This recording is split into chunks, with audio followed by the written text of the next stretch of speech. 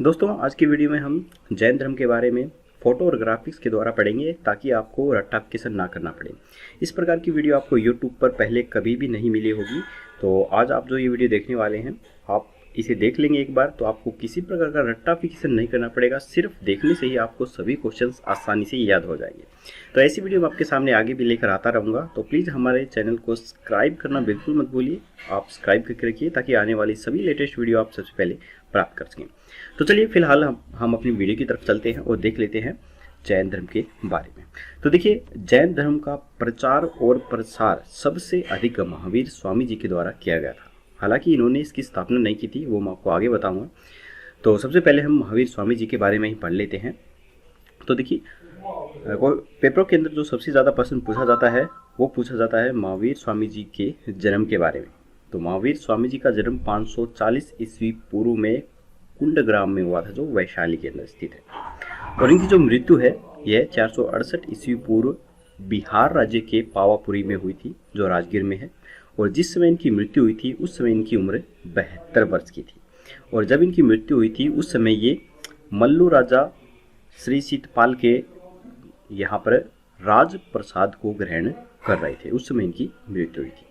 तो चलिए इनके बारे में कुछ और बातें भी हम देख लेते हैं। महावीर स्वामी जी के जो पिता थे उनका नाम सिद्धार्थ था, जो कि ज्ञात्रक कुल के सरदार थे। और महावीर स्वामी जी की माता का नाम त्रिशला था, जो कि राजा चेटक की बहन थी। और इनकी जो पत्नी थी वो थी यशोदा। यशोदा के साथ इनकी शादी हुई थी और इनको एक पुत्री हुई थी जिसका नाम था अन्नोजा प्रियदर्शनी। अन्नोजा प्रियदर्शनी की शादी जामिल के साथ की गई थी, जो इनके पति थे। और जामिल महावीर स्वामी के सर्वप्रथम अनुयायी भी बने थे, यानी कि ये इनके दामाद थे, यही इनके सबसे पहले अनुयायी बने थे। और महावीर स्वामी जी के जो बचपन का नाम था वो था वर्तमान। तो चलिए इनसे रिलेटेड कुछ और बात भी हम देख लेते हैं। देखिए, जैन धर्म के जो संस्थापक थे, वास्तव में जैन धर्म के संस्थापक महावीर स्वामी जी नहीं थे, बल्कि जैन धर्म के जो संस्थापक थे वो थे ऋषभदेव। इसको आप अच्छे से याद करके रखिए। ऋषभदेव जैन धर्म के वास्तव में संस्थापक थे। जैन धर्म के प्रथम तीर्थकर भी ऋषभदेव को ही कहा जाता है। तो अगर ये पूछा जाए तो इसका आंसर भी ऋषभदेव है। ऋषभदेव का जो प्रतीक चिन्ह है वो सांड है, इनका प्रतीक चिन्ह। और जैन धर्म के जो 23वें तीर्थकर थे वो थे पाशरनाथ। और जैन धर्म के जो 24वें तीर्थकर बने थे वो बने थे महावीर स्वामी यहाँ पर। तो महावीर स्वामी जैन धर्म के 24वें और अंतिम तीर्थकर भी बने थे। इसके अलावा महावीर स्वामी का जो प्रतीक चिन्ह है वो सिंहबल है। और महावीर स्वामी जी के बड़े भाई का नाम है नंदीवर्धन। इनका एक बड़ा भाई था, उनका नाम था नंदीवर्धन। तो चलिए महावीर स्वामी जी के बारे में हम कुछ और जान लेते हैं। तो देखिए, महावीर स्वामी जी ने जब संन्यास जीवन स्वीकार किया था उस समय इनकी जो आयु थी वो 30 वर्ष की थी। और इन्होंने संन्यास जीवन अपने बड़े भाई नंदीवर्धन से आज्ञा लेकर स्वीकार किया था। इन्होंने अपने बड़े भाई नंदीवर्धन से आज्ञा ली थी, तब जाके इन्होंने संन्यास जीवन स्वीकारा था। इसके बाद इन्होंने अपना जो संन्यास जीवन स्वीकारा और उस समय इनको संपूर्ण ज्ञान जो प्राप्त हुआ, यह 12 वर्षों के पश्चात इन्हें संपूर्ण ज्ञान प्राप्त हो गया था। और इन्होंने जो अपनी तपस्या की थी वो साल वृक्ष के नीचे की थी। और जो ये साल का वृक्ष है यह रजुपालिका नदी के पास स्थित था, यानी कि रजुपालिका नदी के पास साल वृक्ष के नीचे इन्होंने अपनी तपस्या पूर्ण की थी। तो तपस्या पूरी होने के पश्चात इन्हें मुख्य रूप से 3 नामों के जरिए जाना गया। तो पहला नाम था जिन, जिसे विजेता भी बोलते थे। दूसरा था अहर्त, जिसे पूज्य भी बोलते थे। और तीसरा था निर्ग्रंथ, जिसे मंदनहीन भी बोला जाता था। तो तपस्या पूरी होने के पश्चात इनकी जो सर्वप्रथम अनुयायी बने थे वो बने थे इनके दामाद जामिल, जो मैंने आपको पहले भी बता दिया है। और इनकी जो सर्वप्रथम भिक्षुणी, यानी कि महिला जो भिक्षुणी थी वो जो बनी थी चंपा। और चंपा थी दधिवाहन की पुत्री। और महावीर स्वामी जी ने अपने जो उपदेश दिए थे वो किस भाषा में दिए थे? इन्होंने अपने अधिकतर उपदेश प्राकृतिक भाषा में दिए थे, जिसे अर्धमागधी भी कहा जाता है। तो इन दोनों में से ऑप्शन में जो भी आ गया वो दोनों ही ठीक होंगे।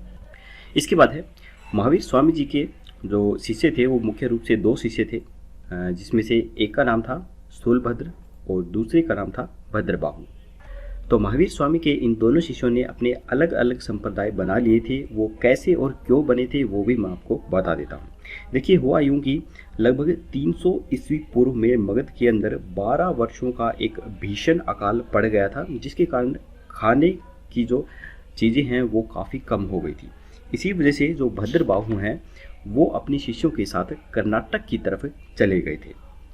लेकिन जो स्थूलभद्र हैं वो कहीं भी नहीं गए, वो मगध के अंदर ही रुके रहे थे। तो कुछ समय के पश्चात जब भद्रबाहु वापस लौटे तो उनका स्थूलभद्र के शिष्यों के साथ गहरा मतभेद हो गया। इसी के कारण जो जैन धर्म है यह 2 संप्रदायों के अंदर बट गया। तो जो स्थूलभद्र के शिष्य थे ये तो श्वेतांबर कहलाए, जो कि श्वेत वस्त्र धारण करते थे, और जो भद्रबाहु है इनके शिष्य दिगंबर कहलाए, जो कि बिना वस्त्रों के रहते थे। तो ये थी जैन धर्म की 2 भागों के अंदर 2 संप्रदायों में बंटने की छोटी सी स्टोरी, जो मैंने आपको शॉर्ट टाइप में बता दी है। इसके बाद जैन धर्म को 3 रत्नों के अंदर बांटा गया, जिसमें पहला था सम्यक दर्शन, दूसरा था सम्यक ज्ञान और तीसरा था सम्यक आचरण। जैन धर्म के त्रिरत्न के अनुसार 5 महाव्रतों का पालन करना बहुत ही अनिवार्य है, और जो ये 5 महाव्रत थे वो कौन कौन से थे वो भी मैं आपको बता देता हूँ। देखिए, एक तो अहिंसा, दूसरा सत्यवचन, तीसरा अस्तेय, चौथा अपरिग्रह और 5वां था ब्रह्मचर्य। तो ये थे जैन धर्म के 5 महाव्रत। इसके बाद जैन धर्म के अंदर अपने जो आध्यात्मिक विचार हैं वो कहाँ से ग्रहण किए गए थे? तो जैन धर्म ने अपने आध्यात्मिक जो विचार हैं वह सांख्य दर्शन से ग्रहण किए थे। तो इस बात का भी आप अच्छे से ध्यान रखिए। अब हम जान लेते हैं कि जैन धर्म को अपनाने वाले जो प्रमुख लोग थे वो कौन कौन थे। तो देखिए, जैन धर्म को अपनाने वाले मुख्य रूप से 6 लोग थे। 6 वर्गों में इसे बांटा है, तो मैं बता देता हूँ। उदयन ने जैन धर्म को अपनाया था, और उसके बाद वंद राजा ने भी जैन धर्म को अपनाया था, और चंद्रगुप्त मौर्य ने भी जैन धर्म को अपनाया था, और कलिंग नरेश खारवेल ने भी जैन धर्म को अपनाया था।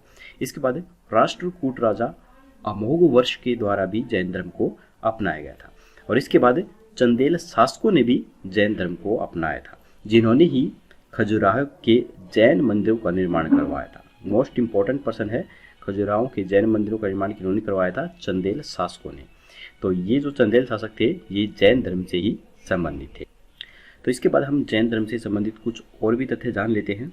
तो देखिए, जैन तीर्थ की जीवनी कल्पसूत्र में रचित है, और कल्पसूत्र की जो रचना है वह भद्रबाहु के द्वारा की गई थी। भद्रबाहु वही हैं जो मैंने आपको बताया था महावीर स्वामी के शिष्य थे। इसके बाद मथुरा मौर्य के युग में जैन धर्म का एक प्रसिद्ध केंद्र था। मथुरा कला का संबंध जैन धर्म से ही है। तो ये पर्सन भी काफ़ी इंपॉर्टेंट है। मथुरा कला का संबंध किससे है? जैन धर्म से। इसके बाद हम जैन धर्म की कुछ प्रमुख मान्यताओं के बारे में पढ़ लेते हैं। तो जैन धर्म के अंदर ईश्वर की मान्यता बिल्कुल भी नहीं थी। इसके अलावा जैन धर्म में आत्मा की मान्यता भी बिल्कुल नहीं थी।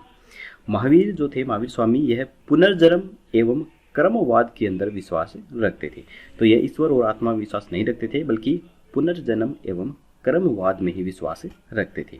इसके बाद हम जैन समिति के बारे में जान लेते हैं। जैन समिति कब कब गठित हुई थी? तो जैन समिति 2 बार गठित हुई थी, प्रथम जैन समिति और द्वितीय जैन समिति। तो जो प्रथम जैन समिति है यह 300 ईस्वी पूर्व पाटलिपुत्र के अंदर गठित हुई थी, और जिसके अध्यक्ष बनाए गए थे स्थूलभद्र। इसके बाद जो द्वितीय जैन समिति है, दूसरी जैन समिति है, यह 6ठी शताब्दी के अंदर वल्लभी में आयोजित हुई थी, जो गुजरात के अंदर है, जिसके अध्यक्ष बनाए गए थे क्षमा श्रवण। तो ये थे दोस्तों जैन समिति से संबंधित कुछ बहुत ही महत्वपूर्ण क्वेश्चंस जो मैंने आपको ग्राफिक्स के द्वारा समझाए हैं। तो दोस्तों, अगर आपको हमारे ये ग्राफिक्स के थ्रू पढ़ाना पसंद आ रहा है तो प्लीज़ हमारी इस वीडियो को लाइक ज़रूर कीजिएगा, और हमारे चैनल को सब्सक्राइब करना बिल्कुल मत भूलिए, ताकि इसी प्रकार की लेटेस्ट वीडियो आप सबसे पहले प्राप्त कर सकें। तो जल्दी मिलेंगे दोस्तों ऐसी ही एक और वीडियो के साथ। तब तक के लिए जय हिंद, जय भारत। घर में रहिए, सेफ रहिए।